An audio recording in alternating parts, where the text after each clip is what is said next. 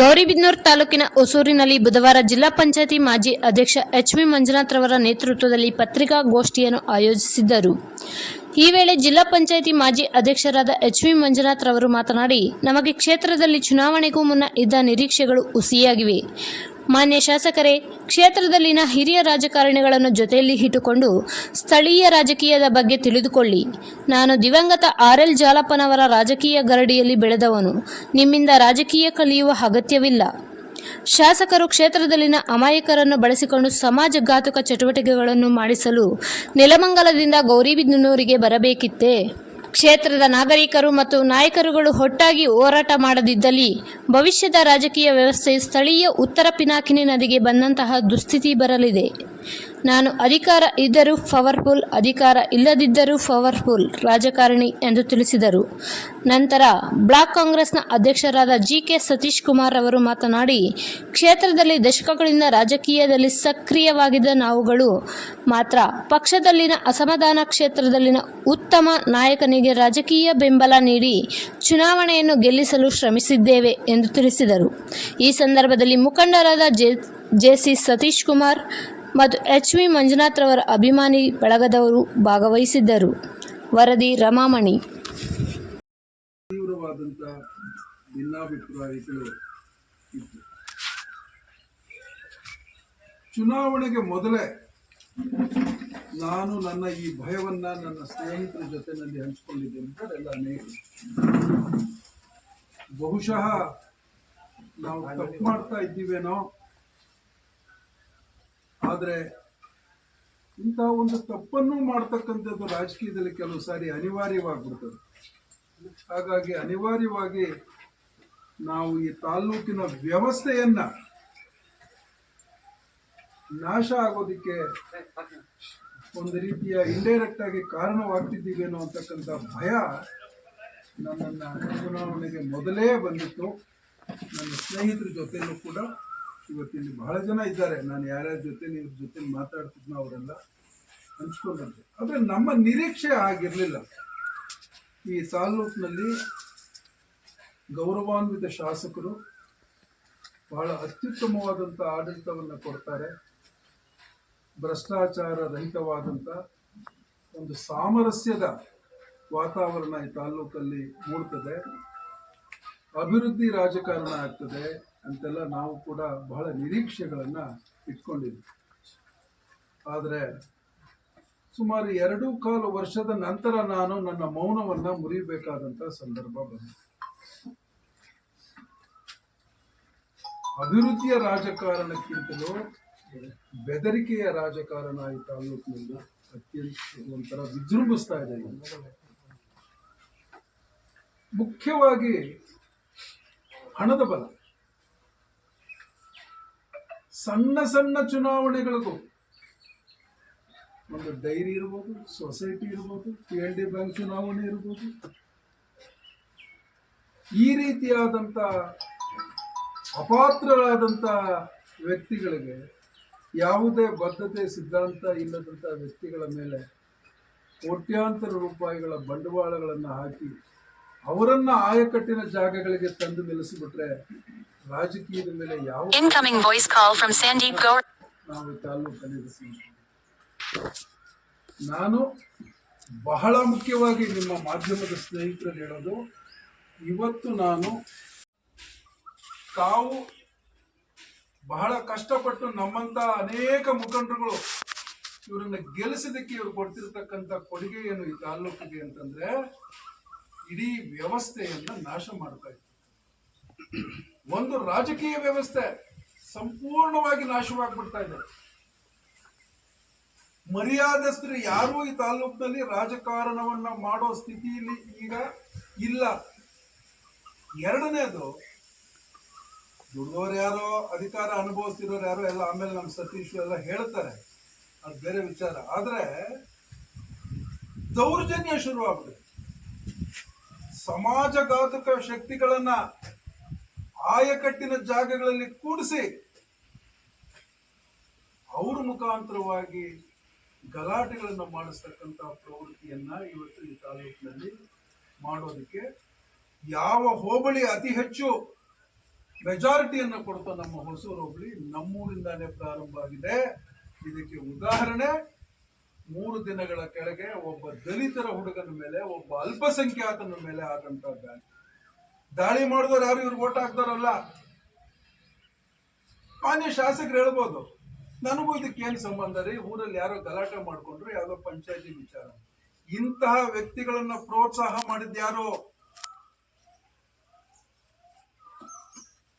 ಇದು ಹೊಸೂರಿಂದ ಪ್ರಾರಂಭ ಆಗಿದೆ, ಇನ್ನು ಬೇಕಾದಷ್ಟಿದೆ. ಬರೀ ಸಮಾಜಘಾತಕ ಶಕ್ತಿಗಳನ್ನ ಮಾತ್ರ ಅಲ್ಲ, ಯಾವ್ಯಾವ ರೀತಿ ಇವರಿಗೆ ದುಡಿದಂತ ಅಥವಾ ತಾಲೂಕಿನಲ್ಲಿ ಮರ್ಯಾದಸ್ಥರಾದಂತ ಮುಖಂಡರುಗಳಿಗೆ ಬೆದರಿಕೆಗಳನ್ನ ಹಾಕಿ, ಆಮಿಷಗಳನ್ನು ಒಡ್ಡಿ, ಪರ್ಯಾಯ ರಾಜಕಾರಣಗಳನ್ನು ಸೃಷ್ಟಿ ಮಾಡಿ ಮಾಡ್ತಿರ್ತಕ್ಕಂಥದ್ದು ಎಲ್ಲವೂ ಜಗಜ್ಜಾಹಿರ್ ತಾಲೂಕಲ್ಲಿ.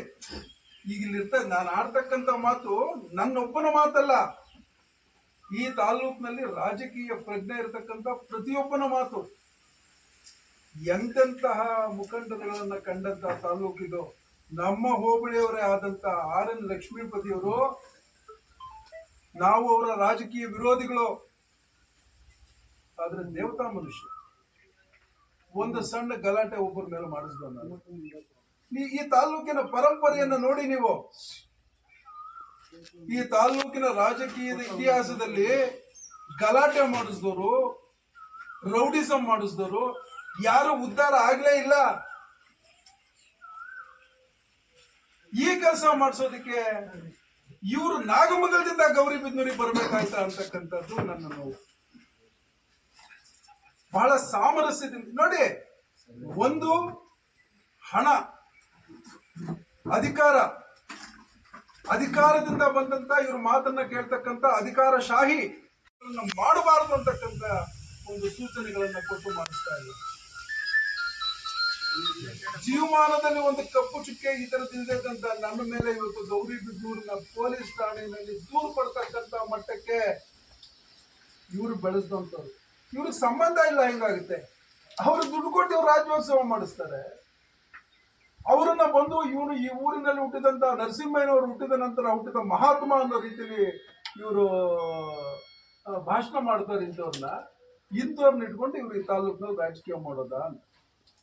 ಮಾನ್ಯ ಶಾಸಕರೇ, ಯಾರಾದ್ರೂ ಈ ತಾಲೂಕಿನಲ್ಲಿ ಒಬ್ಬ ಹಿರಿಯರನ್ನ ಕೂಡಿಸ್ಕೊಂಡು ಈ ತಾಲೂಕಿನ ಇತಿಹಾಸದ ಪಾಠವನ್ನ ನೀವು ಮಾಡಿಸ್ಕೊಳ್ಳಿ.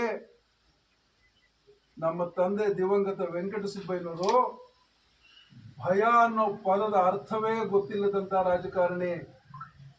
ಎಂತೆಂತ ಸವಾಲುಗಳನ್ನ ಈ ತಾಲೂಕಿನಲ್ಲಿ ಮೆಟ್ಟಿ ಅವ್ರು ನಿಂತಿದ್ರು ಅನ್ನೋದನ್ನ ತಾವು ಯಾರಾದ್ರೂ ಒಬ್ಬ ಹಿರಿಯ ತಾಲೂಕಿನ ರಾಜಕೀಯ ಗೊತ್ತಿರ್ತಕ್ಕಂಥ ವ್ಯಕ್ತಿ ಹತ್ರ ತಿಳ್ಕೋಬೇಕು.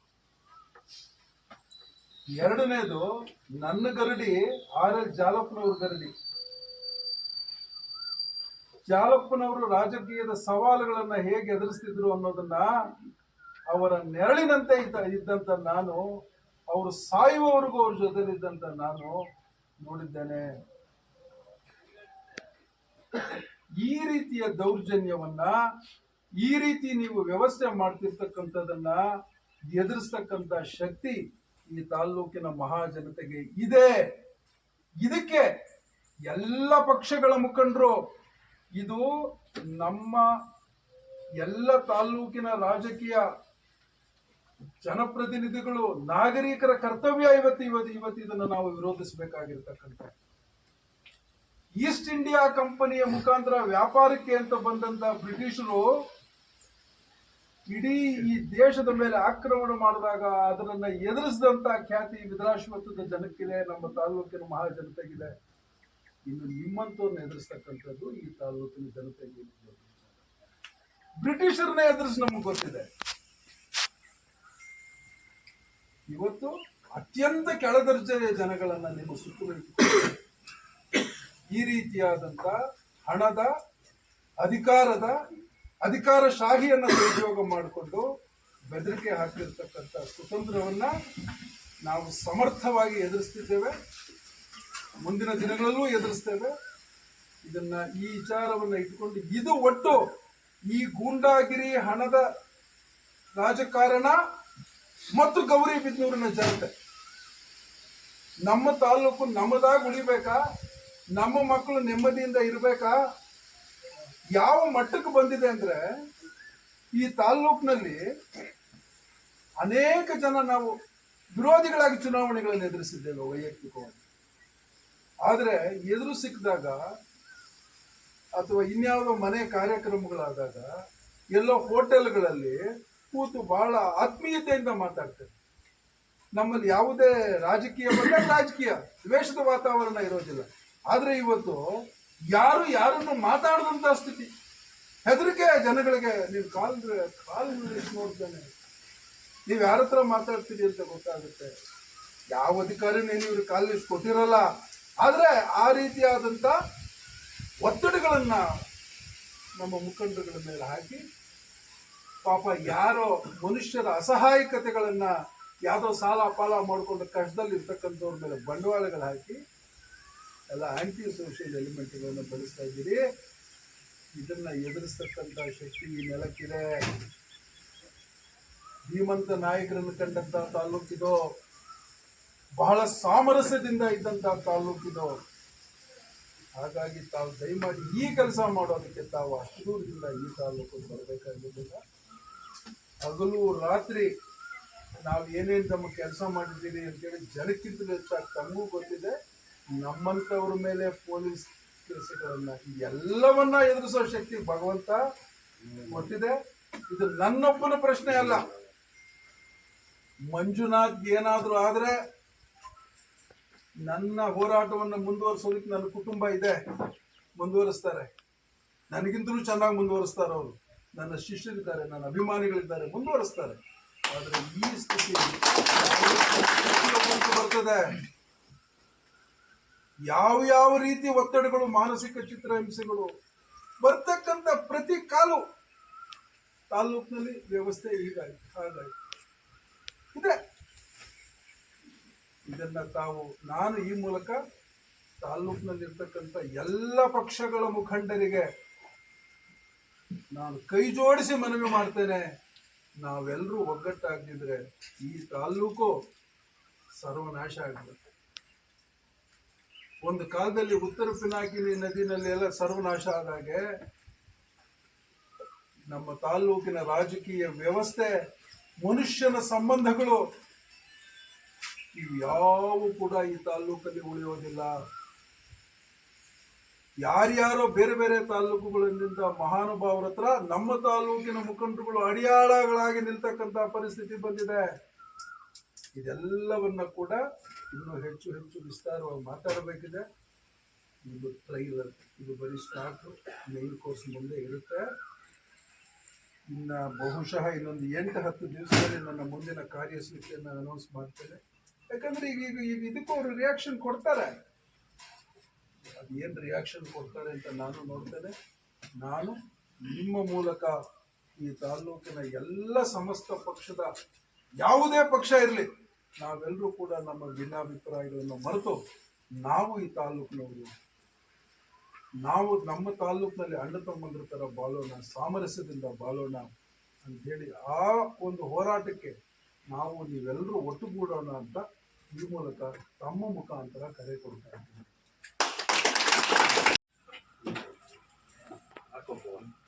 ಮಾಜಿ ಅಧ್ಯಕ್ಷ ನಾವು ಬೆಟ್ಟ ಅಂದ್ರೆ ನಾನು ಬೆಟ್ಟ ಪಕ್ಷದಲ್ಲಿದ್ದು ಬೆಳೆದಂತು.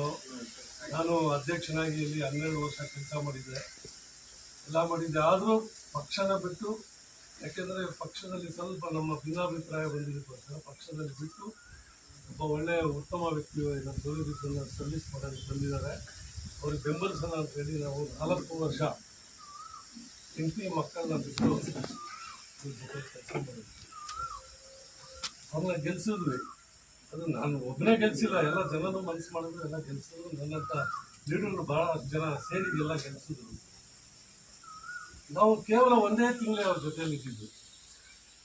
ಅವರಿಂದ ಅವರು ನಮ್ಮನ್ನು ಬೇಕಾಗಿ ಅವರೇ ದೂರ ಇಟ್ಟರು, ನಾವಾಗಿ ನಾವು ದೂರ ಹೋದ್ರು ಅಂತವಲ್ಲ. ನಮ್ಮನ್ನು ಯಾಕೆ ದೂರ ಮಾಡಿದ್ರು ಅಂತ ಅವರೇ ಹೇಳ್ಬೇಕು, ನೀವು ಅವ್ರನ್ನೇ ಕೇಳಬೇಕು. ಯಾರದ್ದಾದ್ರೂ ಒಬ್ಬ ಅಧಿಕಾರಿ ಹತ್ರ ಲಂಚ ತೊಗೊಂಡಿದ್ದೀನ, ಇಲ್ಲ ಯಾರಾದರೂ ಒಬ್ಬ ಅಧಿಕಾರಿನ ಟ್ರಾನ್ಸ್ಫರ್ ಮಾಡಿಸಿದ್ದೀನ, ಇಲ್ಲ ಯಾವುದಾದ್ರೂ ನಾನು ಕಾಂಟ್ರಾಕ್ಟ್ ಕೇಳಿದ್ದೀನ, ಏನಾದರೂ ಕೇಳಿದ್ದೀವ ನಾವು ಯಾರಾದರೂ? ಇಲ್ಲಿರೋರು ಎಲ್ಲ ಭಾಳಷ್ಟು ಜನ ಇದ್ದಾರೆ. ಯಾರಾದರೂ ಯಾವುದಾದ್ರೂ ಒಂದು ಅವ್ರ ಹತ್ರ ಕೇಳಿದೀವ? ಏನೂ ಇಲ್ಲಪ್ಪ. ಯಾಕೆ ನಮ್ಮನ್ನು ದೂರ ಮಾಡಿದ್ರೆ ಅರ್ಥ ಆಗ್ತಾ ಇಲ್ಲ. ಅದು ಅವರೇ ಹೇಳಬೇಕು, ನಾನು ಹೇಳೋವಂಥದ್ದಲ್ಲ. ನಾನು ಹೇಳೋದು ನನ್ನ ವಿಚಾರ, ನಾನು ಇಷ್ಟು ಹೇಳಿದ್ದೀನಿ. ನಾವು ಶಿವಶಂಕರ ರೆಡ್ಡಿ ಅವ್ರ ಜೊತೆಲಿದ್ದಾಗ, ಜಾಲಪ್ಪ ಅವ್ರ ಜೊತೆಲಿದ್ದಾಗ, ಕೃಷ್ಣರಾಯ ಕಾಲದಿಂದ ನಾವು ರಾಜಕೀಯ ಮಾಡ್ಕೊಂಡು ಬಂದಿದ್ದೀವಿ. ಜೀವನದಲ್ಲಿ ಯಾವತ್ತೂ ಕಾಂಟ್ರಾಕ್ಟ್ ಮಾಡಿಲ್ಲ, ಯಾವ ಅಧಿಕಾರನ ಟ್ರಾನ್ಸ್ಫರ್ ಮಾಡಿಸ್ಕೊಂಡಿಲ್ಲ. ಎಲ್ಲಾದರೂ ಒಬ್ಬ ಅಧಿಕಾರಿ ಹತ್ರ ಕೈಯೊಡ್ಡಿ ಲಂಚ ಕೊಡಿ ಅಂತ ಕೇಳಿಲ್ಲ ನಾನು, ಇಲ್ಲ ಮಾಮೂಲಿ ಕೊಡಿ ಅಂತ ಕೇಳಿಲ್ಲ. ನಾವು ಸ್ವಂತ ನಮ್ಮ ಜಮೀನಲ್ಲಿ ಬೆಳೀತಿದ್ವಿ, ಇವತ್ತು ನಮ್ಮ ಆಸ್ತಿ ಮಾರ್ಕೊಂಡು ಜೀವನ ಮಾಡ್ತಾ ಇದ್ದೀವಿ. ನಮ್ಮ ಇಂಥವ್ರನ್ನೆಲ್ಲ ನೀವು ಯಾಕೆ ದೂರ ಮಾಡ್ಕೊಂಡ್ರಿ ಅಂತ ನಮ್ಗೆ ಅರ್ಥ ಆಗ್ತಾರೆ. ಇದನ್ನ ಯಕ್ಷ ಪ್ರಶ್ನೆ, ಅವರೇ ಉತ್ತರ ಕೊಡ್ಬೇಕು. ಇವತ್ತು ಎಂಥ ಪರಿಸ್ಥಿತಿ ಆಗಿದೆ ಅಂದರೆ, ನಮ್ಮ ಹತ್ರ ಭಾಳಷ್ಟು ಜನ ಅವ್ರ ಜೊತೆ ಇರುವಂಥ ನಮ್ಮ ಜೊತೆ ಕಾಂಟ್ಯಾಕ್ಟ್ ಆಗಿದ್ದಾರೆ. ಅವರು ಆಫೀಸಲ್ಲಿ ಕಾಫಿ ಕೊಡೋದ್ರಿಂದ ಹಿಡಿದು ಅವ್ರ ಜೊತೆಲಿ ಕಾರಲ್ಲಿ ಓಡಾಡ್ತಾರಲ್ಲ, ಅಂಥವರೆಲ್ಲ ಭಾಳಷ್ಟು ಜನ ನಮ್ಮ ಜೊತೆ ಕಾಂಟ್ಯಾಕ್ಟ್ ಆಗಿದ್ದಾರೆ. ಅವ್ರು ಹೇಳ್ಕೊಳ್ಳೋದು ನೋಡಿದ್ರೆ ಸದ್ಯ ಅವರಿಂದ ದೂರ ಇರೋದು ಒಳ್ಳೇದಾಗಿರೋ ಆ ಪರಿಸ್ಥಿತಿ ಆಗಿದೆ ಅಂತ ಹೇಳ್ಬೇಕಿಲ್ಲ. ಅಲ್ಲ, ಯಾವುದೋ ಒಂದು ತೊಂಡೆ ಬಾವಿಯಲ್ಲಿ ಒಂದು ಕಾಂಟ್ರಾಕ್ಟ್ ಮಾಡಬೇಕಾದ್ರೆ ಯಾರೋ ಒಬ್ಬ ನಗರಗೆರೆ ಬಂದು ಕಾಂಟ್ರಾಕ್ಟ್ನ ಹಂಚ್ತಾನಂತ ಲೆಕ್ಕ ಹಾಕೋದು. ಹಳ್ಳಿಪುರದಲ್ಲಿ ಎಷ್ಟು ಗೌರವವಾಗಿದ್ದಾರೆ ಜನ, ಅಲ್ಲಿ ಹಳ್ಳಿಪುರದಲ್ಲಿ ಬಂದ ಬಾಯಿಗೆ ಬಂದಂಗೆ ಬೈತಾರಂತ ಅವ್ರ ಜೊತೆಲಿ ಇರೋರು. ಎಂಥ ಒಲಗಾರು ಮಾತು ಅಂದಿದ್ದಾನೆ ಅಂದ್ರೆ ಪಾಪ ನನ್ನ ಅಯ್ಯೋ ಪಾಪ ಅನಿಸ್ಬಿಡ್ತು. ಅಂಥ ಮಾತಂತ ಅಂಥವ್ರನ್ನೆಲ್ಲ ನೀವು ಜೊತೆಲಿ ಇಟ್ಕೊಂಡು ರಾಜಕೀಯ ಮಾಡಿದ್ರೆ ಆಲೋಚನೆ ಪರಿಸ್ಥಿತಿ ಏನಾಗುತ್ತೆ ಅನ್ನೋದು ಅಷ್ಟೇ ನಮ್ಮ ಕಳ್ಕೊಳ್ಳಿ, ಬೇರೆ ಇನ್ನೇನು ವಿಚಾರ ಅಲ್ಲ. ನಾವೆಲ್ಲ ನಿಯತ್ತಾಗಿ ದುಡ್ದಿದ್ದೀವಿ. ಅವರೇನಾದರೂ ನಮ್ಗೇನಾದ್ರು ಕೊಟ್ಟು, ಇಲ್ಲ ಕೆಲಸ ಕೊಟ್ಟು, ಏನೋ ದುಡ್ಡು ಕೊಟ್ಟು ಎಲ್ಲ ಮಾಡಿಸಿದೀನಿ ಅಂದ್ರೆ ಬಹಿರಂಗವಾಗಿ ಹೇಳ್ಕೊಳ್ಲಿ, ನಾವು ಅದಕ್ಕೆ ಉತ್ತರ ಕೊಡ್ತೀವಿ. ಅವ್ರ ಹತ್ರ ಯಾವುದೇ ಒಂದು ಆಸೆ ಆಕಾಂಕ್ಷೆಯಲ್ಲಿ ಇರಲೇ ಇರಲಿಲ್ಲ. ಇವತ್ತು ಎಷ್ಟೋ ಜನ ಸೇರ್ಕೊಂಡಿದ್ದಾರೆ ನಮ್ಮ ಬೇರೆ ಪಕ್ಷದವರೆಲ್ಲ, ಅವರೆಲ್ಲ ನಮ್ಮನ್ನು ಟೀಕೆ ಮಾಡಿದವರು. ಇವರೆಲ್ಲ ಸೂಟ್ ಕೇಸುಗಳು ಎತ್ಕೊಂಡು ಹೋದಾರಪ್ಪ ಅವ್ರ ಜೊತೆಯಲ್ಲಿ ಅಂತ. ಇವತ್ತು ಅವರೆಲ್ಲ ಹೋಗಿದಾರಲ್ಲ, ಅವ್ರಿಗೆ ಏನು ಸೂಟ್ ಕೇಸ್ ಕೊಟ್ಟಿದ್ದಾರೋ ಗೊತ್ತಿಲ್ಲಪ್ಪ, ಅವ್ರಿಗೆ ಹೇಳ್ಬೇಕು. ಇಲ್ಲ ಅಂದ್ರೆ ಅವ್ರು ಹೇಳಕ್ ಹೋದ್ರೆ ಗೊತ್ತಿಲ್ಲ ನಮ್ಗೆ. ತಾಲ್ಲೂಕಿನ ಪರಿಸ್ಥಿತಿ ನಮಗಿಂತ ನಿಮಗೆ ಬಹಳ ಚೆನ್ನಾಗಿ ಗೊತ್ತಿದೆ. ಎಷ್ಟು ಸಾರಿ ನಾವು ನೀವುಗಳು ಖಾಸಗಿಯಾಗಿ ಮಾತಾಡಿದಾಗ ಎಷ್ಟೆಷ್ಟು ವಿಚಾರಗಳನ್ನ ನಾವು ನೀವು ಮಾತಾಡ್ತೀವಿ. 90% ಜನ ಅವ್ರ ಜೊತೆನಲ್ಲಿರ್ತಕ್ಕಂಥ ಮುಖಂಡರುಗಳು, ಕಾರ್ಯಕರ್ತರು. ನಿನ್ನೆ ಪತ್ರಿಕಾಗೋಷ್ಠಿ ಅಂತ ಘೋಷಣೆ ಆದಾಗಿಂದ ನಮಗೆ ಫೋನ್ ಇಡ್ಲಿಕ್ಕೆ ಸಾಧ್ಯವೇ ಆಗಿಲ್ಲ ಇಲ್ಲಿವರೆಗೂ. ಏನ್ ವಿಚಾರ, ಏನು ವಿಚಾರನೇ ಇಲ್ಲ. ಇದೇ ವಿಚಾರ. ಅಣ್ಣ ದಯಮಾಡಿ ನೀವು ಮತ್ತೆ ಇಲ್ಲಿ ಬರಬೇಡಿ ಅಂತ ಪ್ರತಿಯೊಬ್ರು ಹೇಳ್ತಾರೆ ಹೊರತು ಪಾಪ ಯಾವ್ಯಾವ ಕಾರಣಕ್ಕೆ ಅವ್ರಿದ್ದಾರೆ. ಆಫೀಸಿನ ವಾತಾವರಣ ಏನು, ಕಾಂಟ್ರಾಕ್ಟ್ಗಳು ಯಾರ್ಯಾರು ಹೊರಗಿನವ್ರು ಬಂದು ಮಾಡ್ತಾ ಇದ್ದಾರೆ, ಅವ್ರ ಹತ್ರ ಯಾರ್ಯಾರು ಅಡಿಯಾಳುಗಳು ಏನು, ಅಯ್ಯೋ ಒಂಥರ ರಣರೋಚಕ ಕಥೆಗಳು ಬರ್ತದೆ ಅಲ್ಲಿಂದ. ಬಟ್ ಯಾವ ಕಾರಣಕ್ಕೂ ಮೊದಲು 1-2 ವರ್ಷ ಅವ್ರನ್ನ ನಾವು ಮಾತಾಡಬಾರದು ಅಂತಕ್ಕಂಥ ಕಾರಣ. ಆದ್ರೆ ಈಗ ಮಿತಿ ಮೀರಿ ಬಿಟ್ಟಿದೆ. ನಮ್ಮ ತಾಲ್ಲೂಕಿನ ಜನ, ಉತ್ತರ ಪಿನಾಕಿನಿಯ ಮಕ್ಕಳು ನಾವೆಲ್ಲರೂ ಒಂದಾಗಿ ಈ ದೌರ್ಜನ್ಯವನ್ನು ಮೆಟ್ಟದೆ ಹೋದ್ರೆ ಈ ತಾಲ್ಲೂಕು ಇನ್ನು ಸಿಕ್ಕುವುದಿಲ್ಲ, ಯಾರಿಗೂ ಸರ್ವನಾಶ ಆಗೋದು. ಹಾಗಾಗಿ ಎಲ್ಲರೂ ಒಗ್ಗೂಡೋಣ ಅಂತಕ್ಕಂಥ ಒಂದು ಮನವಿಯನ್ನ ಪಕ್ಷಾತೀತವಾಗಿ ಒಗ್ಗೂಡೋಣ, ಈ ತಾಲ್ಲೂಕನ್ನು ಪ್ರೀತಿಸ್ತಕ್ಕಂಥ ಜನ ಎಲ್ಲ ಒಗ್ಗೂಡೋಣ ಅಂತಕ್ಕಂಥ ಮನವಿಯನ್ನ ಮಾಡಲಿಕ್ಕೆ ನಿಮ್ದೇನು ಪ್ರಶ್ನೆ ಇದ್ರು ಕೇಳಿ. ಹರೀಶ್ ಶಿವಶಂಕರ ರೆಡ್ಡಿ ನಿಮ್ದು ಸಂಬಂಧ ಹೆಂಗಿದೆ ಸರ್? ನಮ್ಮ ಸಂಬಂಧ ಎಲ್ಲರ ಜೊತೆಲೂ ಚೆನ್ನಾಗಿದೆ. ಪುಟ್ಟಸ್ವಾಮಿ ಗೌಡ್ರಿಂದ ಹಿಡಿದು ಪ್ರತಿಯೊಬ್ಬರ ಜೊತೆಲೂ ನಮ್ಮ ವೈಯಕ್ತಿಕ ಸಂಬಂಧಗಳು ಬಹಳ ಚೆನ್ನಾಗಿದೆ. ಇವಾಗ ನೀವು ಕಾಂಗ್ರೆಸ್, ಶಿವಶಂಕರ ರೆಡ್ಡಿ ನಾನು ಯಾವಾಗ್ಲೂ ಕಾಂಗ್ರೆಸ್. ಇವಾಗ ಅವರು ಒಟ್ಟಿಗೆ ಇಲ್ಲ. ವಿಧಾನಸಭಾ ಚುನಾವಣೆಗೆ ಮುಂಚೆ ಅದನ್ನೆಲ್ಲ ನಾನು ಬಹಳ ದೀರ್ಘವಾಗಿ ಮಾತಾಡ್ತೀನಿ. ಒಂದು 15 ದಿವಸದಲ್ಲಿ ಅವ್ರದ್ದೆಲ್ಲ ಏನೇನು ಬರುತ್ತೆ ಎಲ್ಲ ಬರ್ಲಿ. ಯಾಕೆಂದ್ರೆ ಬಹಳ ತಮಾಷೆ, ನಿನ್ನೆ ಪತ್ರಿಕಾಗೋಷ್ಠಿ ಅಂತ ಅನೌನ್ಸ್ ಆದ ತಕ್ಷಣ ಫೇಸ್ಬುಕ್ ಅಲ್ಲಿ ಅಟ್ಯಾಕಿಂಗ್ ಸ್ಟಾರ್ಟ್ ಆಯ್ತು. ನಾನು ನಮ್ಮ ಸ್ನೇಹಿತರಿಗೆ ಹೇಳಿದೆ, ದಯವಿಟ್ಟು ಯಾರು ಯಾವುದಕ್ಕೂ ರಿಪ್ಲೈ ಮಾಡಬಾರ್ದು. ಇನ್ನೂ ಒಂದು ವಾರ ಏನೇನು ವಾಂತಿ ಆಗ್ತದೆ ಆಗಲಿ, ಯಾರು ರಿಪ್ಲೈ ಮಾಡಬಾರ್ದು. ನನ್ನ ಕಳಕಳವೆ ಮನವಿ, ದಯವಿಟ್ಟು ಈಗಲೂ ಅಷ್ಟೇ ಹೇಳ್ತೀನಿ, ಯಾರು ರಿಪ್ಲೈ ಮಾಡಬಾರ್ದು. ಅಲ್ಲ ಸರ್, ಶಿವಶಂಕರ ರೆಡ್ಡಿನ ಹೇಳ್ತೀನಿ ಕೇಳಿ. ಶ್ಯಾಮೇಗೌಡನ್ನು ಆಪೋಸ್ ಮಾಡಿದ್ರೆ ಯಾರನ್ನ ನೀವು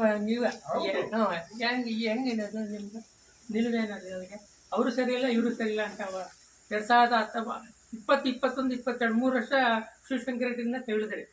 ಇವತ್ತು ಕೃಷ್ಣೇಗೌಡರನ್ನ ಸರಿ ಇಲ್ಲ, ದೌರ್ಜನ್ಯ ಬೆದರಿಕೆ ಅವೆಲ್ಲ ನೀವು ಹೇಳ್ತಾ ಈ ಇದ್ದೀರಿ. ವಿಚಾರದಲ್ಲಿ ಪುಟ್ಟಸ್ವಾಮಿ ಗೌಡ್ರನ್ನ MLA ಮಾಡೋದ್ರಲ್ಲಿ ನೀವೆಲ್ಲ ಪ್ರಧಾನವಾದಂತ ಪಾತ್ರ ವಹಿಸಿದ್ದಲ್ಲ ಅಂತಕ್ಕಂಥ ನಿಮ್ಮ ಪ್ರಶ್ನೆ ಮುಂದೆ ಬರುತ್ತೆ ಅಂತ ಅನ್ಸುತ್ತೆ. ಈ ವಿಚಾರದಲ್ಲಿ ನಮ್ಮಿಂದ ತಪ್ಪಾಗಿದೆ. ನಾವು ಈ ತಾಲೂಕಿನ ಎಲ್ಲ ಮಹಾಜನತೆಯ ಕ್ಷಮೆಯನ್ನು ಕೇಳ್ತೇವೆ. ಶಿವಶಂಕರ್ ರೆಡ್ಡಿ ಅವರ ಕೆಲವು ರಾಜಕೀಯ ನಿಲುವುಗಳು ಅವರು ತಗೊಳಕ್ ಶುರು ಮಾಡಿದಾಗ ದಯಮಾಡಿ ಈ ತರದ ನಿಲುವುಗಳನ್ನ ನೀವು ತೆಗೆದುಕೊಳ್ಳಬೇಡಿ, ಇದು ಪಕ್ಷಕ್ಕಾಗ್ಲಿ ನಿಮಗಾಗ್ಲಿ ಒಳ್ಳೇದಲ್ಲ ಅಂತ ಹೇಳಿದ್ರು. ಅವರು ಒಂದು ರೀತಿಯ ಪರ್ಯಾಯ, ಅದನ್ನೆಲ್ಲ ದೀರ್ಘವಾಗಿ ನಾನು ಮಾತಾಡ್ತೀನಿ, ಪರ್ಯಾಯ ರಾಜಕಾರಣವನ್ನ ಬೇರೆ ಬೇರೆ ರೀತಿ ಪ್ರಾರಂಭ, ಪಾಂಪ್ಲೆಟ್ಗಳನ್ನ ಪುಸ್ತಕಗಳನ್ನ ತೆಗೆದುಕೊಂಡು ಮನೆಗೆ ಹಂಚಿದ್ರು, ವಧೆಗಳು ತಿಂತಾ ಇದ್ದಾರೆ. ಅವ್ರ ನೋವು, ಅವ್ರ ಹೆಂಡತಿ ಮಕ್ಕಳು ಶಾಪ ನನಗ್ ತರದೇ ಇರುತ್ತಾ? ನಾನು ಅವ್ರಿಗೆ ಹೇಳದೆ, ಅವ್ರು ನನ್ನ ಮಾತು ಇವತ್ತು ಕೇಳ್ತಾರೆ. ಪಾಂಪ್ಲೆಟ್ ಹಂಚ್ರಿ, ನಾನು ಪುಟ್ಟಸ್ವಾಮಿ ಗೌಡ್ರಿಗೆ ಬೆಂಬಲ ಕೊಡ್ತಿದ್ದೀನಿ, ನೀನು ಕೊಡ್ಬೇಕು. ಪಾಂಪ್ಲೆಟ್ಗಳು ಹಂಚಿದ್ರು, ಪುಸ್ತಕಗಳು ಹಂಚಿದ್ರು, ಎಲ್ಲ ಬೂತ್ಗಳ ಹತ್ರ ನಿಂತು ಓಟ್ ಹಾಕ್ಸಿದ್ರು, ಮನೆಗೆ ತಿರುಗಿದ್ರು. ಇವತ್ತು ಅವರು ವಧೆಗಳು ತಿಂತಿದ್ದಾರೆ, ಏಟುಗಳು ತಿಂದು ಕೇಸುಗಳು ಹಾಕ್ಸ್ಕೊಳ್ತಿದಾರಲ್ಲ, ಅವ್ರ ಹೆಂಡತಿ ಮಕ್ಕಳು ಶಾಪ ನನಗೆ ಎಷ್ಟಕ್ಕೆ. ನಾನು ಅವರೆಲ್ಲರ ಧ್ವನಿ. ನನಗೇನು ಪುಟ್ಟಸ್ವಾಮಿ ಗೌಡ್ರು ಮಾಡೋಕ್ಕಾಗಲ್ಲ. ನಾನು ಹೇಳದ್ನಲ್ಲ, ನನಗೆ ಮಾಡಿದ್ರೆ ನನ್ನ ಕುಟುಂಬ ನೋಡ್ಕೊಳ್ತಾರೆ. ಇನ್ನೂ ಒಂದು ಮಾತು ಹೇಳ್ತಿದ್ದೇನೆ, ಯಾವುದೇ ನಮ್ಮ ಕಾರ್ಯಕರ್ತರ ಮೇಲಾಗಲಿ ನಮ್ಮ ಮುಖಂಡರುಗಳ ಮೇಲಾಗಲಿ ಇನ್ನೊಂದು ಗಲಾಟೆ ಆದ್ರೆ ಇದಕ್ಕೆ ನೇರ ಹೊಣೆ ಮಾನ್ಯ ಪುಟ್ಟಸ್ವಾಮಿ ಗೌಡ್ರು. ಯಾಕೆಂದ್ರೆ ಕೆಟ್ಟವನ್ನ ಬಳಸ್ತಾ ಇರ್ತಕ್ಕಂಥದ್ದು ರಾಜಕೀಯದಲ್ಲಿ ಅವರೇ ಜವಾಬ್ದಾರಿ ಹೊರಬೇಕಾಗತ್ತೆ. ನನಗೆ ನೀವು ಕೇಳಿದ ಪ್ರಶ್ನೆಗೆ, ನಿಮ್ಮ ಪ್ರಶ್ನೆಗೆ ನನ್ನ ಸಂಪೂರ್ಣ ಸಹಮತ. ನಾನು ಮೂರ್ಖತನದ ನಿರ್ಧಾರ ಮಾಡಿ ಅವ್ರ ಜೊತೆನಲ್ಲಿ ಹೋದೆ. ಅದಕ್ಕೆ ನಾನು ನೊಂದಿದ್ದೇನೆ, ಪಶ್ಚಾತ್ತಾಪವನ್ನು ಅನುಭವಿಸಿದ್ದೇನೆ. ನನ್ನಂತೆ ನನಗಿಂತಲೂ ಹೆಚ್ಚಾಗಿ ನೋವನ್ನು ಅನುಭವಿಸಿರ್ತಕ್ಕಂಥ ಜನ ಅವರ ಜೊತೆಯಲ್ಲೇ ಇದ್ದಾರೆ. ಸಮಯ ಪರ್ಯಾಯ ಶಕ್ತಿಯನ್ನು ರೂಪ ಆಗ್ತಾ ಇದೆ. ಖಂಡಿತ ಇಲ್ಲ. ಈಗ ಯಾವ ಪರ್ಯಾಯ ಶಕ್ತಿ, ಯಾವ ರಾಜಕೀಯವಲ್ಲ. ಮೊಟ್ಟ ಮೊದಲು ನಮ್ಮ ಕಣ್ಣು ಮುಂದೆ ಇರತಕ್ಕಂಥದ್ದು ಈ ತಾಲೂಕು ನಾಗಿರೆಡ್ಡಿಯವರ ಕಾಲದಿಂದ ಶಿವಶಂಕರ್ ರೆಡ್ಡಿಯವರ ಕಾಲದವರೆಗೆ ಯಾವುದೋ ಸಣ್ಣ ಪುಟ್ಟ ಕೆಲವು ಘಟನೆಗಳನ್ನು ಹೊರತುಪಡಿಸಿ ಪಕ್ಷಾತೀತವಾಗಿ ಸಾಮರಸ್ಯದಿಂದ ವ್ಯವಸ್ಥೆಯನ್ನ ನಾಶ ಮಾಡದೆ ಏನು ನಾವೆಲ್ಲರೂ ಅಣ್ಣ ತಮ್ಮಂದ್ರ ತರ ಇದ್ವಿ, ಆ ರೀತಿ ಇರೋದಕ್ಕೆ ಏನ್ ಪರ್ಯಾಯ ಮಾಡೋದು ಸರ್? ಯಾವ ಚುನಾವಣೆ, ಯಾವ ಪರ್ಯಾಯವೂ ಇಲ್ಲ. ಚುನಾವಣೆಗಳು ಬಂದಾಗ ಚುನಾವಣೆ ಮಾಡ್ತೀವಿ. ನಮ್ಮ ತಾಲೂಕು ನಮಗೆ ಉಳಿದು ಅದು ಶಾಂತಿಯ ಈ ಪ್ರೆಸ್ ಮೀಟ್ ಒಂದ್ ರೀತಿ ಗೌರಿಬಿದನೂರು ತಾಲೂಕಿನ ಘಟಬಂಧನ ಆಗೋ ಯಾವ ಸೂಚನೆ, ನಾಂದಿನ. ಯಾವ ಘಟಬಂಧನ ಇಲ್ಲ. ಈ ಘಟಬಂಧನ ಆಗೋದಕ್ಕೆ ಏನಿದೆ? ಯಾವ ಎಲೆಕ್ಷನ್ ಇಲ್ಲ ಸರ್ ಈಗ. ನಾನು ನಿಮ್ಗೊಂದು ಮಾತು ಹೇಳ್ತೀನಿ ಕೇಳಿ ಮಂಜುನಾಥ್ ಅವರೇ. ವಿಧಾನಸಭಾ ಚುನಾವಣೆಗಳು ಆಗೋದಕ್ಕೆ ಮುಂಚೆ MLC ಎಲೆಕ್ಷನ್ ಆಯ್ತು. ನಾನು ಕಾಂಗ್ರೆಸ್ಗೆ ಸಪೋರ್ಟ್ ಮಾಡಿ. ಈಗಿನ ಶಾಸಕರು ಯಾರಿಗೆ ಮಾಡಿದ್ರು ಅನ್ನೋದು ನಿಮಗೆ ಗೊತ್ತು. ಲೋಕಸಭಾ ಚುನಾವಣೆ ಬಂತು. ನನಗೆ ನಮ್ಮೂರ್ನ ನಡೆದ ಸಭೆಗೆ ಕರೀಲಿಲ್ಲ. ಗೊತ್ತಾಗ ನೀವು ಹೇಳಿದ್ರಿ ಪ್ರಭಾವಿ ನಾಯಕ ಅಂತ. ನಾನು ಹಾಕೋಬೇಕು ಪ್ರಭಾವಿ ನಾಯಕ ಅಂತ. ಶಿವಶಂಕರ್ ರೆಡ್ಡಿ ಅವರು ಮೊದಲು ಆಹ್ವಾನ ಕೊಟ್ಟರು, ಆಮೇಲೆ ಸ್ಥಳೀಯ ಶಾಸಕರು ಫೋನ್ ಮಾಡಿದ್ರು. ನನಗೂ ಅವ್ರಿಗೂ ನಡೆದ ವಾಗ್ವಾದವನ್ನ ಸಾರ್ವಜನಿಕವಾಗಿ ಬಹಿರಂಗಪಡಿಸ್ತಕ್ಕಂಥದ್ದು ಉಚಿತವಲ್ಲ. ಯಾಕಂದ್ರೆ ಪ್ರೆಸ್ ಮೀಟ್ಗೂ ರಾಜಕೀಯಕ್ಕೂ ಒಂದು ಸಭ್ಯತೆ ಇರುತ್ತೆ. ರಾಜಕೀಯದಲ್ಲಿ ನುಂಗೋದು ಹೆಚ್ಚಿರಬೇಕು, ಉಗುಳೋದು ಕಡಿಮೆ ಇರಬೇಕು. ಈಗ ಇದು ಉಲ್ಟಾ ಆಗ್ಬಿಡೋದೆ. ಎಲ್ಲವನ್ನೂ ಮಾತಾಡಕ್ ಆಗೋದಿಲ್ಲ, ಬಹಳ ಮುಚ್ಚಬೇಕಾಗಿರೋದೇ ಹೆಚ್ಚು. ಹಾಗಾಗಿ ನಾನು ಕಾಂಗ್ರೆಸ್ಸಿಗನೇ. ಪಾರ್ಲಿಮೆಂಟ್ ಎಲೆಕ್ಷನ್ ನಲ್ಲಿ ನಾನು ಕರೀದೇ ಇದ್ರೆ ಹೇಳಿ, ಇಲ್ಲಿ ನಮ್ಮ ಮುಖಂಡರು ಯಾರೆಲ್ಲ ಬಂದಿದ್ದಾರೆ. ಪ್ರತಿ ಹಳ್ಳಿಗೆ ಹೋಗಿದ್ದೀನಿ ನಾನು. ಬೇರೆ ಯಾವ ಮುಖಂಡರು ತಾಲೂಕಲ್ಲಿ ಹೋಗಿದ್ದಾರೋ ಗೊತ್ತಿಲ್ಲ. ಪ್ರತಿ ಹಳ್ಳಿಗೆ ಹೋಗಿ ಕಾಂಗ್ರೆಸ್ ಹೋಗ್ತೀವಿ ಅಂತ ಹೇಳಿದ್ದೀನಿ. ನಾನು ಕಾಂಗ್ರೆಸ್ನಲ್ಲಿದ್ದವನು. ನನ್ನನ್ನು ಸಸ್ಪೆಂಡ್ ಮಾಡಿ ಮತ್ತೆ ರಿವೋಕ್ ಮಾಡಿ. ರಿವೋಕ್ ಆಗಿತ್ತು. ಮಾತಾಡಬೇಡಿ. ಮತ್ತೀಗ ಕಾಂಗ್ರೆಸ್ ಅಲ್ಲಿ ಸಕ್ರಿಯವಾಗಿದ್ದೀರಾ? ಯಾರು? ನಾನು ಜಾತ್ಯತೀತ ಪರಂಪರೆಯಲ್ಲಿ ನಂಬಿಕೆ ಇರ್ತಕ್ಕಂಥ ವ್ಯಕ್ತಿ. ನಾನು ನನಗೆ ಕಾಂಗ್ರೆಸ್ಸಿನ ದೆಹಲಿ ಮಟ್ಟದಿಂದ ಹೊಸೂರಿನ ಮಟ್ಟದವರೆಗೆ ಕಾರ್ಯಕರ್ತರ ಮುಖಂಡರ ಪರಿಚಯ. ಮುಂದಿನ ಚುನಾವಣೆ ಕ್ಯಾಂಡಿಡೇಟ್ ಆಗ್ತೀರಾ ಅಂತ ಕೇಳಿ ಬರ್ತಾ ಇದ್ದೀವಿ. ಎಷ್ಟು ಮಟ್ಟಿಗೆ ಇಲ್ಲ ಸರ್ ಎಲ್ಲವನ್ನೂ ನೋಡಿರೋ ಕುಟುಂಬ ನಮ್ದು. ಅದಕ್ಕೆ ಎಲ್ಲ ಕಾರಣ ನಮ್ಮ ಜನ. ಯಾವ್ಯಾವ ನಮ್ಮ ಹಣೆಯಲ್ಲಿ ಯಾವಾಗ ಈ ಪರಿಸ್ಥಿತಿ, ಈ ಪ್ರೆಸ್ ಮೀಟ್ ಮಾಡ್ತಕ್ಕಂಥ ಸ್ಥಿತಿ ನನಗೆ ಬರುತ್ತೆ ಅಂತ ಅವತ್ತು ನಾನು ಯೋಚನೆ ಮಾಡಿದ್ನ. ನಾನು ದೇವರಲ್ಲಿ ನಂಬಿಕೆ ಇರ್ತಕ್ಕಂಥವ್ನು, ನನ್ನ ಜನಗಳಲ್ಲಿ ನಂಬಿಕೆ ಇರ್ತಕ್ಕಂಥವ್ನು. ಅವರೆಲ್ಲ ಇಲ್ಲಿ ನಿಷ್ಠೆಯಿಂದ ಇರೋದಕ್ಕೆ ನಾನು ಬೆಂಗಳೂರಿನಲ್ಲಿ ಎಲ್ಲ ಕಡೆ ನಿರಾಳವಾಗಿರ್ತೀನಿ. ನನ್ನ ಗರ್ವದ ಕಾರಣ ನನ್ನ ನಿಷ್ಠಾವಂತ ಸ್ನೇಹಿತರು. ಮಂಜುನಾಥಿಗೆ ಸ್ವಲ್ಪ ಸಿಟ್ಟು ಜಾಸ್ತಿ, ಸ್ವಾಭಿಮಾನ ಜಾಸ್ತಿ ಅಂತ ಹೇಳ್ತಾರೆ. ಅದಕ್ಕೆ ಎಲ್ಲ ಕಾರಣ ಯಾರು ಹೇಳಿ? ಆಲ್ ಕ್ರೆಡಿಟ್ಸ್ ನಿಮ್ಮ ಕಾರ್ಯಕರ್ತರನ್ನ ನೀವು ರಕ್ಷಣೆ ಮಾಡ್ಕೋಬೇಕು ಅಂದ್ರೆ ಇಬ್ಬನು. ಮೊನ್ನೆ ನೋಡಿ, ನನ್ನ ಇಡೀ ಜೀವಮಾನದಲ್ಲಿ ನಾನು ಪೊಲೀಸ್ ಸ್ಟೇಷನ್ಗೆ ಹೋಗಿಲ್ಲ. ಮೊನ್ನೆ ರಾತ್ರಿ 12 ಗಂಟೆಗೆ ಒಬ್ಬ ಅಲ್ಪಸಂಖ್ಯಾತರ ಮೇಲೆ, ದಲಿತರ ಮೇಲೆ ಆಯ್ತು ಅಂದಾಗ ಇನ್ನು ಊಟ ಮಾಡಿರಲಿಲ್ಲ. ರಾತ್ರಿ 10 ಗಂಟೆಗೆ ಫೋನ್ ಬಂದ ತಕ್ಷಣ ರಾತ್ರಿ 12 ಗಂಟೆಗೆ ನಾನು ಸ್ಟೇಷನ್ಗೆ ಬಂದು ಅಲ್ಲಿ ನನ್ನನ್ನು ವಾಚಾಮಗೋಚರ ಬೈದ್ರು. ಅದನ್ನ ನಮ್ಮ ಹುಡುಗರು ಪ್ರಶ್ನೆ ಮಾಡೋದಕ್ಕೆ ಅವ್ರ ಮೇಲೆ ಜಾತಿ ನಿಂದನೆ ಆಯ್ತು. ನನ್ನ ಮೇಲೆ ಕಂಪ್ಲೇಂಟ್ ಕೊಟ್ಟು ಗೌರಿ ಬಿದ್ದಂತವನು. ನಾನು ಗಲಾಟೆ ಆಗ್ತಿದೆ ಅಂತ ನಾನು ಸಬ್ ಇನ್ಸ್ಪೆಕ್ಟರ್ ಫೋನ್ ಮಾಡಿದವನು. ನನ್ನಲ್ಲಿ ಸೇಲ್ಸ್ ಕಂಪ್ಲೇಂಟ್ ಅಂದ್ರೆ ಇವರಿಗೆ ಬೆಂಬಲ ಕೊಟ್ಟಿದ್ದಕ್ಕೆ ಎಂತೆಂಥದೋ ರಾಜಕಾರಣವನ್ನು ಈ ತಾಲೂಕಲ್ಲಿ ನೋಡಿದ್ವಿ. ಇವ್ರಿಗೆ ಬೆಂಬಲ ಕೊಟ್ಟಿದ್ದಕ್ಕೆ ನಾನು ಪೊಲೀಸ್ ಸ್ಟೇಷನ್ ಅಲ್ಲಿ ಕಂಪ್ಲೇಂಟ್ ಹಾಕ್ಸ್ಕೊಳ್ಳೋ ಮಟ್ಟಕ್ಕೆ ಹೋಗ್ಬಿಟ್ಟೆ ಸ್ವಾಮಿ.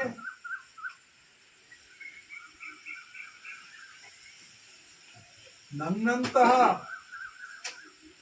ಪ್ರಭಾವಿ ರಾಜಕಾರಣಿಗಳು ಎಲ್ಲ KHP ಪಣದಲ್ಲಿ ಇರ್ತಕ್ಕಂಥವ್ರು ಯಾವ್ಯಾವ ಸ್ಥಿತಿಯಲ್ಲಿ ಏನೇನು ಅನುಭವಿಸ್ತಿದ್ದಾರೆ ಅನ್ನೋದರ ಎಲ್ಲ ಕಲ್ಪನೆ, ಮಾಹಿತಿ ನನ್ನ ಹತ್ರ ಇದೆ. ಇಲ್ಲಿ ಪಾಪ ನಮ್ಮ ತರ ಈಗ ನೀವು ಒಂದು ಕ್ಷಣ ಪತ್ರಕರ್ತರು ಅನ್ನೋದನ್ನ ಮರ್ತು ಬಿಡಿ. ಒಂದೇ ಒಂದು ನಿಮಿಷ ಮರ್ತು ಬಿಡಿ. ಪತ್ರಕರ್ತರಿಗೆಲ್ಲ ನಮ್ಮ ಪ್ರಶ್ನೆ, ನಿಮ್ಮ ಆತ್ಮಸಾಕ್ಷಿ ನೀವು ಕೇಳ್ಕೊಳ್ಳಿ. ನೀವು ಎಷ್ಟು ಎಂತೆಂಥ ಮುಖಂಡರುಗಳಲ್ಲಿ ಎಮರ್ಜ್ ಆಗ್ತಿದ್ದಾರೆ ಅನ್ನೋದನ್ನ ನೀವು ನೋಡಿ. ಎಲ್ಲವನ್ನ ಎದುರಿಸ್ತಕ್ಕಂಥ ಶಕ್ತಿ ನಮ್ಗಿದೆ. ನಾವು ಅದನ್ನ ಎದುರಿಸ್ತೀವಿ.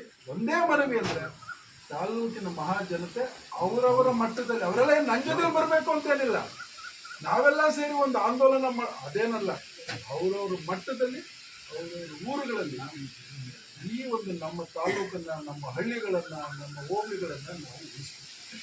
ಇದು ನಮ್ಮೆಲ್ಲರ, ನಿಮ್ಮ ಮುಖಾಂತರ ಬಗ್ಗೆ ಅಧಿಕಾರ ಎಷ್ಟು ಪ್ರಾಮುಖ್ಯತೆ ಅಂದರೆ ನಿಮ್ಮ ಕಾರ್ಯಕರ್ತರ ಒಂದು ರಕ್ಷಣೆಗಾಗಿ ನೀವು ಒಂದು ಅಧಿಕಾರ ಸ್ಥಾನದಲ್ಲಿರಬೇಕಾಗಿರೋದು ಅವಶ್ಯಕತೆ ಇದೆ ಅನ್ನೋದು ಕಾರ್ಯಕರ್ತರ ಹಿತದೃಷ್ಟಿಯಿಂದ.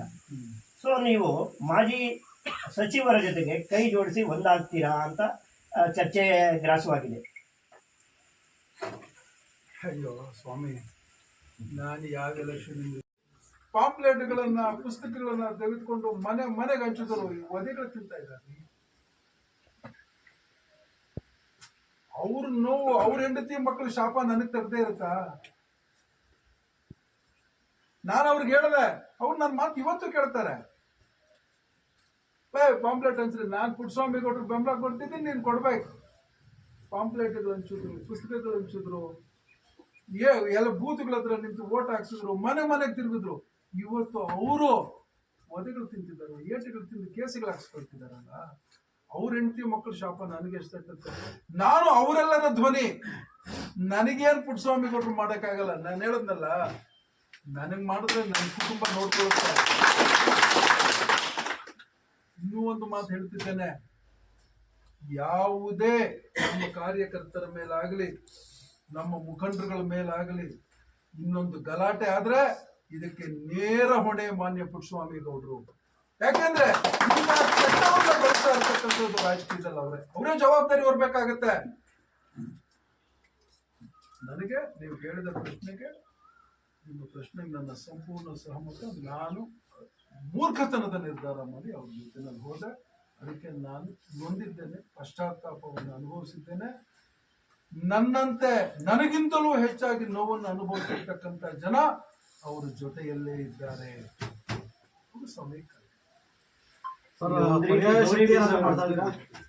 ಪರ್ಯಾಯ ಶಕ್ತಿಯನ್ನು ರೂಪ ಆಗ್ತಾ ಇದೆ. ಖಂಡಿತ ಇಲ್ಲ. ಈಗ ಯಾವ ಪರ್ಯಾಯ ಶಕ್ತಿ, ಯಾವ ರಾಜಕೀಯವಲ್ಲ.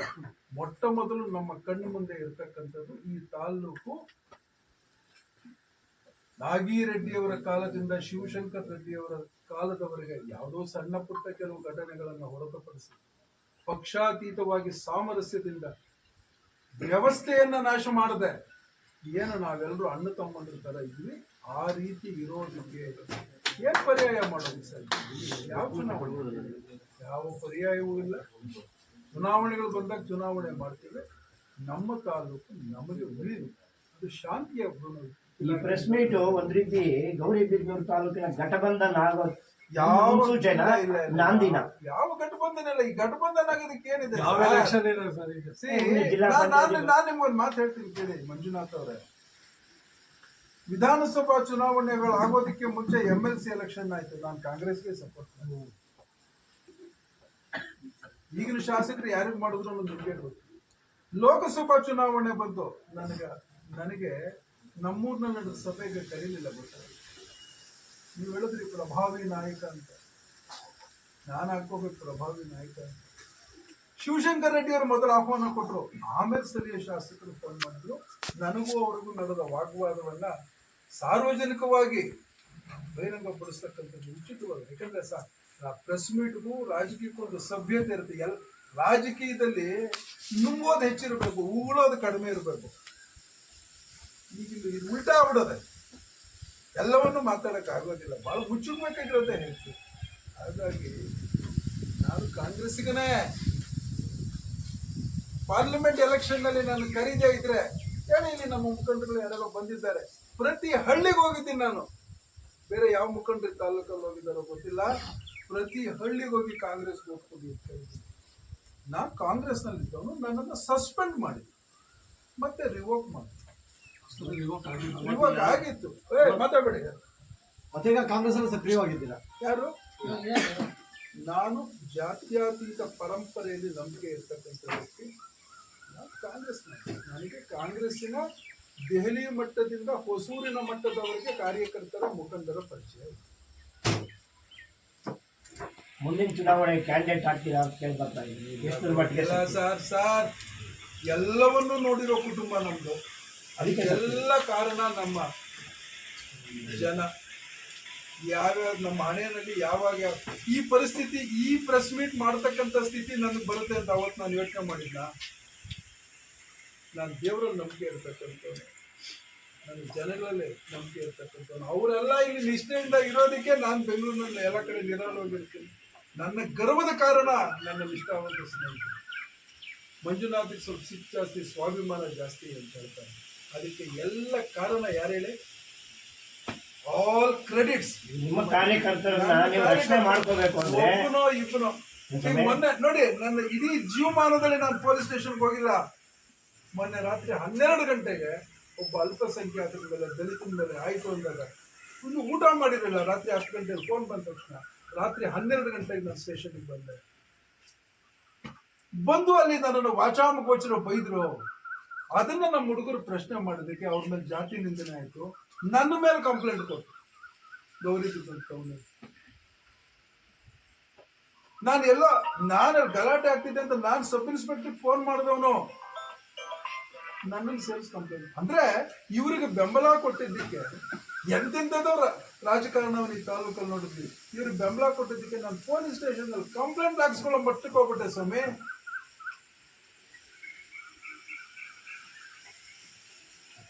ನನ್ನಂತಹ ಪ್ರಭಾವಿ ರಾಜಕಾರಣಿಗಳು ಎಲ್ಲ KHP ಪಣದಲ್ಲಿ ಇರ್ತಕ್ಕಂಥವ್ರು ಯಾವ್ಯಾವ ಸ್ಥಿತಿಯಲ್ಲಿ ಏನೇನು ಅನುಭವಿಸ್ತಿದ್ದಾರೆ ಅನ್ನೋದರ ಎಲ್ಲ ಕಲ್ಪನೆ, ಮಾಹಿತಿ ನನ್ನ ಹತ್ರ ಇದೆ. ಇಲ್ಲಿ ಪಾಪ ನಮ್ಮ ತರ ಈಗ ನೀವು ಒಂದು ಕ್ಷಣ ಪತ್ರಕರ್ತರು ಅನ್ನೋದನ್ನ ಮರ್ತು ಬಿಡಿ. ಒಂದೇ ಒಂದು ನಿಮಿಷ ಮರ್ತು ಬಿಡಿ. ಪತ್ರಕರ್ತರು ಎಲ್ಲ ನಮ್ಮ ಪ್ರಶ್ನೆ. ನಿಮ್ಮ ಆತ್ಮಸಾಕ್ಷಿ ನೀವು ಕೇಳ್ಕೊಳ್ಳಿ. ನೀವು ಎಷ್ಟು ಎಂತೆಂಥ ಮುಖಂಡಗಳಲ್ಲಿ ಎಮರ್ಜ್ ಆಗ್ತಿದ್ದಾರೆ ಅನ್ನೋದನ್ನ ನೀವು ನೋಡಿ. ಎಲ್ಲವನ್ನ ಎದುರಿಸ್ತಕ್ಕಂಥ ಶಕ್ತಿ ನಮ್ಗಿದೆ. ನಾವು ಅದನ್ನ ಎದುರಿಸ್ತೀವಿ. ಒಂದೇ ಮನವಿ ಅಂದ್ರೆ ತಾಲೂಕಿನ ಮಹಾಜನತೆ ಅವರವರ ಮಟ್ಟದಲ್ಲಿ, ಅವರೆಲ್ಲ ನನ್ನ ಜೊತೆಲಿ ಬರಬೇಕು ಅಂತೇನಿಲ್ಲ. ನಾವೆಲ್ಲ ಸೇರಿ ಒಂದು ಆಂದೋಲನ ಅದೇನಲ್ಲ. ಅವರವ್ರ ಮಟ್ಟದಲ್ಲಿ, ಅವರವ್ರ ಊರುಗಳಲ್ಲಿ ಈ ಒಂದು ನಮ್ಮ ತಾಲೂಕನ್ನ, ನಮ್ಮ ಹಳ್ಳಿಗಳನ್ನ, ನಮ್ಮ ಹೋಬಳಿಗಳನ್ನ ನಾವು ಉಳಿಸ್ತೀವಿ. ಇದು ನಮ್ಮೆಲ್ಲರ, ನಿಮ್ಮ ಮುಖಾಂತರ ನಿಮಗೆ ಅಧಿಕಾರ ಎಷ್ಟು ಪ್ರಾಮುಖ್ಯತೆ ಅಂದ್ರೆ ನಿಮ್ಮ ಕಾರ್ಯಕರ್ತರ ಒಂದು ರಕ್ಷಣೆಗಾಗಿ ನೀವು ಒಂದು ಅಧಿಕಾರ ಸ್ಥಾನದಲ್ಲಿರಬೇಕಾಗಿರೋದು ಅವಶ್ಯಕತೆ ಇದೆ ಅನ್ನೋದು ಕಾರ್ಯಕರ್ತರ ಹಿತದೃಷ್ಟಿಯಿಂದ. ಸೊ ನೀವು ಮಾಜಿ ಸಚಿವರ ಜೊತೆಗೆ ಕೈ ಜೋಡಿಸಿ ಒಂದಾಗ್ತೀರಾ ಅಂತ ಚರ್ಚೆ ಗ್ರಾಸವಾಗಿದೆ. ಅಯ್ಯೋ ಸ್ವಾಮಿ, ನಾನು ಯಾವ ಎಲೆಕ್ಷನ್ ನಾವೆಲ್ಲ ಹೋಗಿ ಮುಖ್ಯಮಂತ್ರಿಗಳನ್ನ ಹೋಗಿ ಭೇಟಿ ಮಾಡಿ 3 ಕೋಟಿ ರೂಪಾಯಿ ಹಣ ತರಲಿಲ್ಲ. ಹೊಸೂರು ಗ್ರಾಮದ ಕಾರ್ಯಕರ್ತನಿಂದ ರಾಹುಲ್ ಗಾಂಧಿಯವರೆಗೂ ರೀಚ್ ಆಗ್ತಕ್ಕಂಥ ಶಕ್ತಿಯನ್ನ ಭಗವಂತ ಈ ಜನ ನನಗೆ ಕೊಟ್ಟಿದ್ದಾರೆ.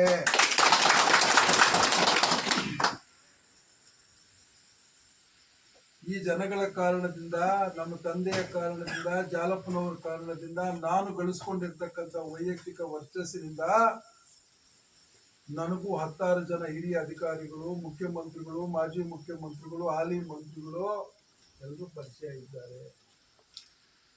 ನನ್ನನ್ನು ಓಡಿಸೋದು ಅಷ್ಟು ಸುಲಭ ಅಲ್ಲ, ಅಷ್ಟು ಸುಲಭ. ಸರ್, ಮೊನ್ನೆ ಗೀತಾ ನಾಗರಾಜ್ ಅವ್ರ ಮೇಲೆ ಅವಿಶ್ವಾಸ ಆಯ್ತಾ? ಅದು ನನಗೆ ಸಂಬಂಧವೇ ಇಲ್ಲದ ವಿಚಾರ, ಗೊತ್ತಾ ನಿಮ್ಗೆ? ಅಲ್ಲ, ನಿಮ್ದು ಬರೀತಾರೆ. ನಾನು ನಮ್ಮ ಮೆಂಬರ್ಗಳೇ ಇಲ್ಲ ಇದ್ದಾರೆ ಮೆಂಬರ್ಸ್, ಯಾಕಪ್ಪ ಮಾಡ್ತೀರಿ ಇದೆಲ್ಲ, ಉಳಿದಿರೋದಿನ 3 ತಿಂಗಳು ಬೇಡ ಅಂತ ಹೇಳಿದ್ದು ನಾನು. ಆದ್ರೆ ಬಿಡಿ, ಅದು ಬಿಲೋ ಮೈ ಮಚ್ ಡಿಗ್ನಿಟಿ. ಅವ್ರ ಬಗ್ಗೆ ಎಲ್ಲ ಮಾತಾಡ್ತಕ್ಕಂಥದ್ದು, ನರಸಿಂಹಯ್ಯನವ್ರು ಹುಟ್ಟಿದಂತ ಊರಲ್ಲಿ ಎಂತೆಂತ ಮಹಾನುಭಾವರು ಹುಟ್ಟುಬಿಟ್ರಲ್ಲ ಅಂತಕ್ಕಂಥ, ಅಂತವ್ರಿಗೆ ಒಂದು ರಾಜಪೋಷಣೆ ಸಿಕ್ಬಿಡ್ತಲ್ಲ ಅನ್ನೋದು ಬಾಧೆ ಆಗುತ್ತೆ. ನಾವೆಲ್ಲ ಹಗಲು ರಾತ್ರಿ ದುಡಿದವಂತವ್ರು ಇವತ್ತು ಯಾರು ಜೊತೆಯಲ್ಲಿಲ್ಲ ಅನ್ನೋದು ನಮ್ಮ ಬಾಧೆ. ಅದೇ ನಾನು ಕೇಳಿದಾಗ್ಲೇ ಈ ಅತೃಪ್ತರೆಲ್ಲ ಒಂದು ಗಠಬಂಧನ ಆಗುತ್ತಾ ಅಂತ ಕೇಳಿದ. ಅದೇ ಈಗ ನಾನ್ ಕಾಂಗ್ರೆಸ್ ಅಲ್ಲಿ ಬೆಂಬಲ ಕೊಟ್ಟಂಗೆ ಬೇರೆ ಬೇರೆ ಪಕ್ಷ ಕೊಟ್ಟಿದ್ದಾರೆ. ಹಾಗಾಗಿ ಅವ್ರನ್ನೆಲ್ಲ ದಯವಿಟ್ಟು ಇಲ್ಲ, ನೀವೇನೋ ಹೊಸ ಪದ